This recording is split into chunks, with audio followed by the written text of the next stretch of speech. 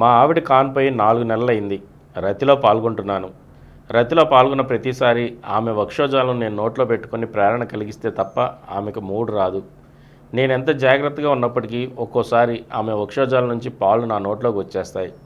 ఇలా వస్తే బిడ్డకు సరిపడ పాలు ఉండవట కదా.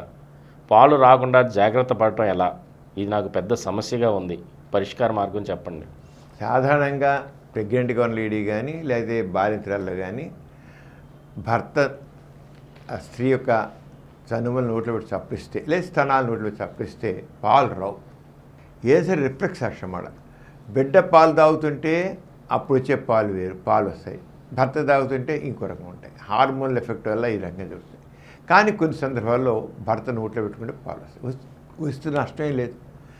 అంతమాత్రం పాలు వచ్చే మాత్రాన బిడ్డకి పాలు సరిపడపోవడం అనేది ఉండదు. ఏమవుదు, నథింగ్ విల్ హ్యాపెన్. భర్త నోట్లోకి ఒకళ్ళ నోటి నిండా పాలు పడ్డా బిడ్డ పాలు. అందుకని చూడండి, ఒక బిడ్డ పుట్టినా లేదా కవళ్ళు పుట్టినా లేదా ట్రిపులెట్స్ అంటే ముగ్గురు పిల్లలు ఒకేసారి ఒకే గంటలో ముగ్గురు పిల్లలు పుట్టినా ముగ్గురు పిల్లలకి సరిపడా పాలు ఉత్పత్తి అవుతాయి. పిల్లలు ఎంత తాగుతుంటే అంత పాలు తయారవుతాయి. ఎలా ఉంటాయంటే అక్షయ పాత్ర. చెప్పాలంటే బాలింతరాలకు సంబంధించిన వక్షోజాలు స్తనాలు అవి ఆ పాల బిందులు అక్షయ పాత్రలు అన్నమాట. అంచేత భర్త నోట్లోకి వెళ్ళిపోతే పాలు ఎండిపోతాయి, పాలు సరిపడవు అనేది ఏం లేదు. కానీ జనరల్గా రావు, కొద్దిగా వచ్చినా ఎక్కువ మాత్రం రావు అండి. అది రిఫ్లెక్స్ యాక్షన్ అంటాం. ఈ రిఫ్లెక్స్ యాక్షన్లో రావు. అంచేత భయం అవసరం లేదు. నిర్భయంగా సెక్స్ని ఎంజాయ్ చేయవచ్చు. ఎందుకంటే స్త్రీకి ఆమె చనుమనల్ని భర్త నోటు పెట్టి చప్పరిస్తే చక్కని ఎరౌజల్ అంటాం, కామ ప్రేరణ కలుగుతుంది, కామోద్రేకం కలుగుతుంది.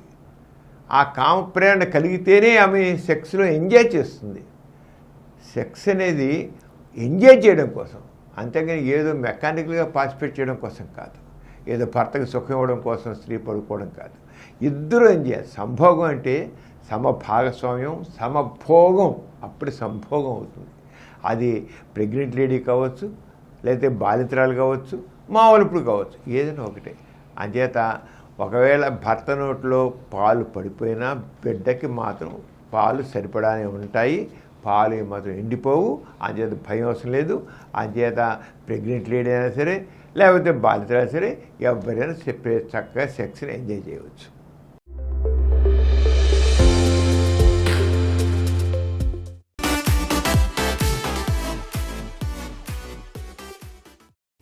ఈ కార్యక్రమం మీకు ఎంతో నచ్చింది కదా. ఇటువంటి మరిన్ని వీడియోల కోసం అనతి కాలంలోనే 20 కోట్ల వ్యూస్ సాధించిన డాక్టర్ సమరం మల్టీ ఛానల్ నెట్వర్క్ సమర్పించు సమరం మీకోసం ఛానల్కు సబ్స్క్రైబ్ చేయండి, లైక్ చేయండి, మీ ఫ్రెండ్స్కి షేర్ చేయండి. అలాగే ప్రక్కనున్న గంట సింబల్ని ప్రెస్ చేయడం మర్చిపోకండి.